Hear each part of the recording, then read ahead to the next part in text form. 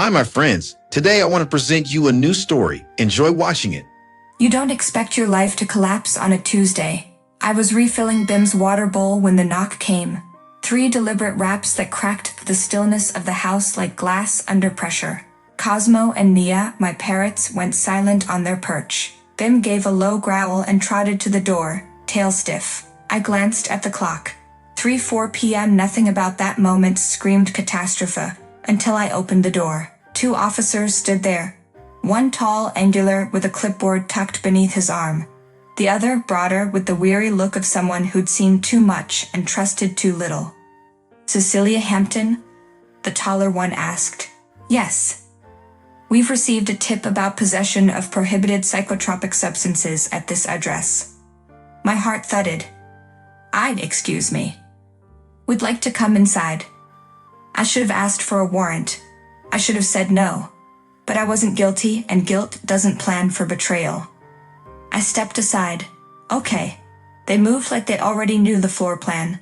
I followed, pulse hammering, mind racing. This had to be a mistake. A clerical error. A joke. Then I saw my parents. My mother sat on the edge of the couch, porcelain teacup in hand, lips pursed like she was waiting for guests, not officers. My father stood behind her, arms folded, gaze fixed on the floor. What is going on? I asked. Mother didn't answer. Instead, she gestured calmly. Officers, her room is the second on the left. My voice cracked. Why my room? They didn't respond. They moved. My legs followed on autopilot. In my room, the broader officer opened my bottom drawer with mechanical certainty. He reached in and pulled out a plastic bag full of pale pink tablets. Those aren't mine, I gasped. My parents stepped into the doorway. I turned to them, my voice rising. Tell them the truth. You know those aren't mine. The officer looked to my mother.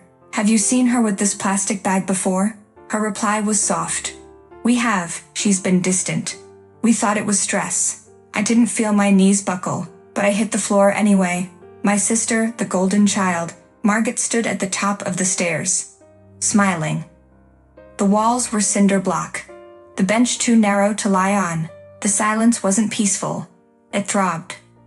I sat in the holding cell, hands clasped tight, wrists still raw from the cuffs. My sweater itched against my skin, my mouth dry from hours without water. No one told me what came next.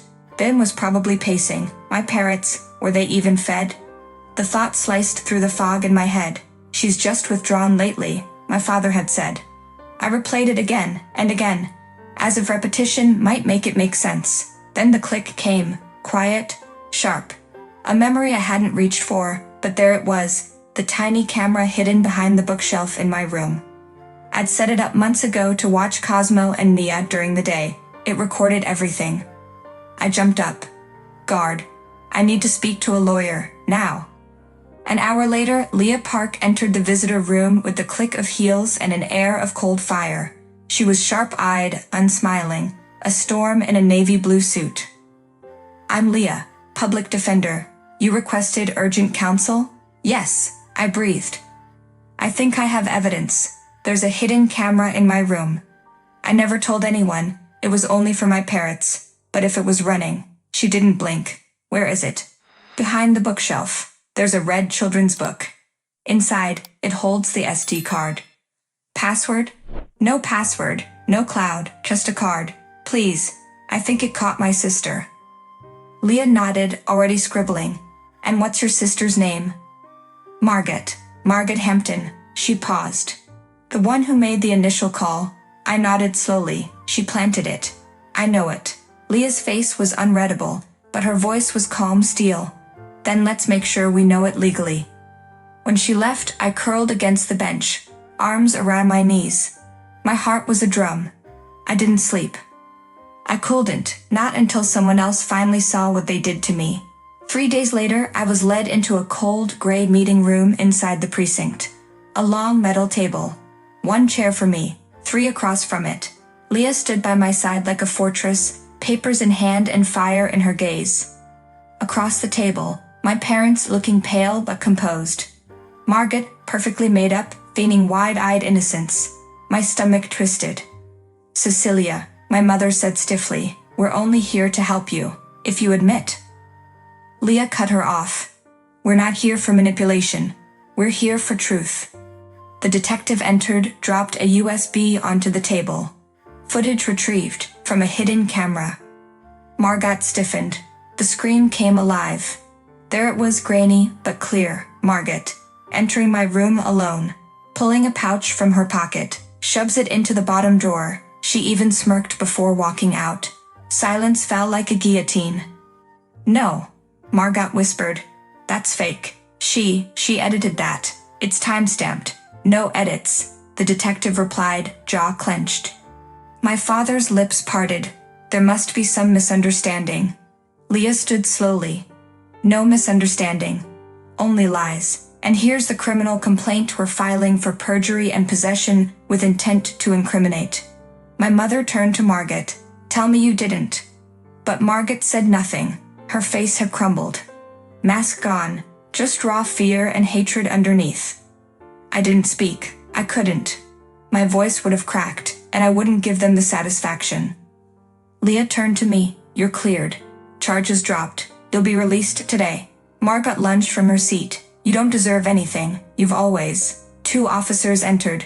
Calm. Firm. Margot Hampton, you're under arrest. Click. The cuffs went on her wrists this time. She didn't look at me as they led her away, but I looked straight at her. I needed her to know I was done being the quiet one. For once, they all had to watch me walk free. And for the first time in my life, justice didn't feel like a dream. It felt like a reckoning. I didn't return home after my release.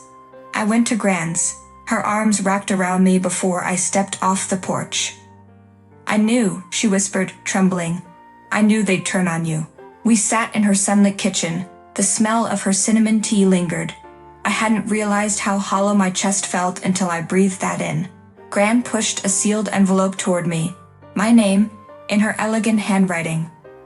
I wrote this months ago. Something in me knew you'd need to read it.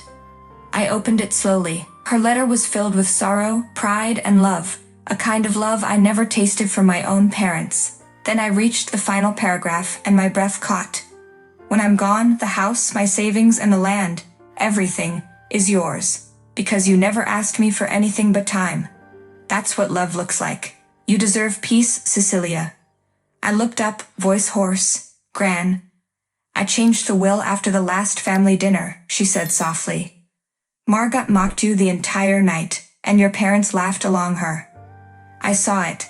I saw everything. The front door opened.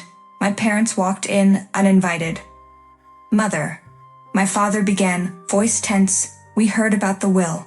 You heard right, she replied coolly, standing. And it's final. She manipulated you, my mother snapped, gesturing to me. We are your family. Gran laughed bitterly. Then maybe you should have acted like it. My father's eyes darted to me, dark with rage. You've turned her against us. No. I said, rising to meet his gaze. You did that yourselves. They left with clenched jaws and wounded pride. And I finally felt the weight of a lifetime begin to lift. That night I sat on the back porch with Bim curled beside me and my parrots chirping overhead. For the first time, the silence wasn't lonely, it was mine. And I knew this was just the beginning. Weeks passed, no calls, no apologies, just silence.